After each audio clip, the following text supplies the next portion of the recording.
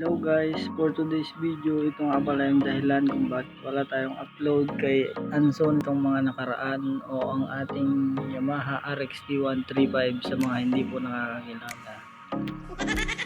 Yan, tinatanggal po natin dyan yung cambio, yung tornilyo.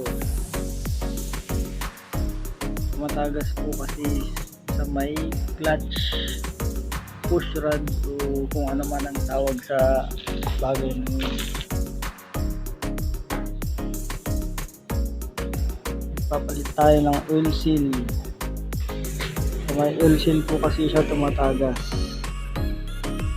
Ayan, napakasimple, diba? Tingnan nyo naman ang mga gawa ni Yamaha. Simple lang siya, pero matibay.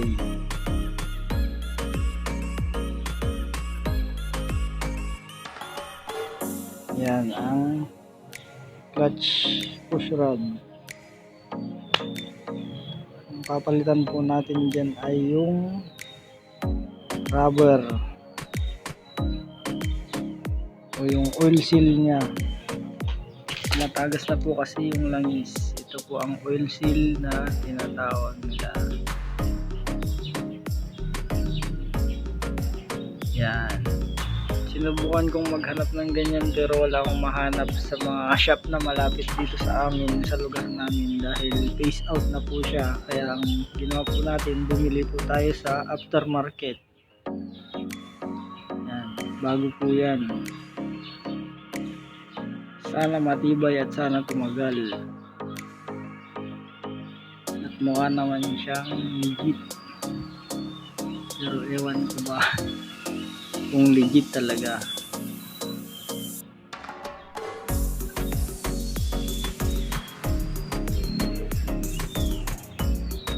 Yan.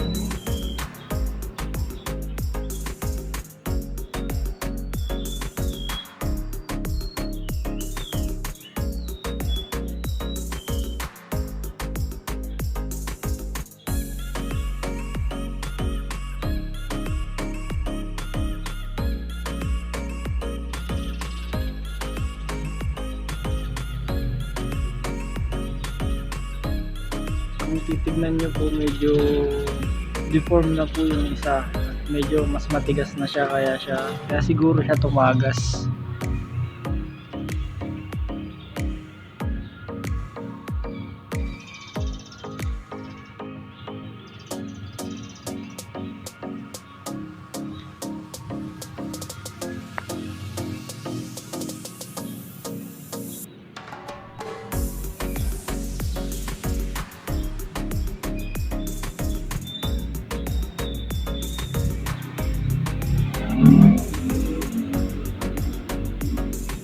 Ganyan lang po siya, ididikit lang na ganun dahil naubusan na po tayo ng gasket maker. Well, bago naman siya, okay lang yan.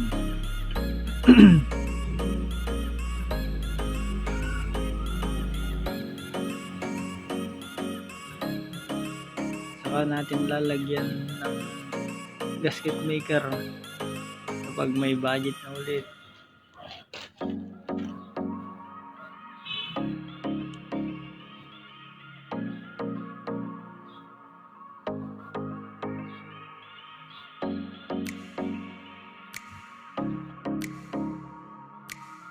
Ganun lang po ang palit ng oil seal sa may clutch push rod ng Yamaha RXT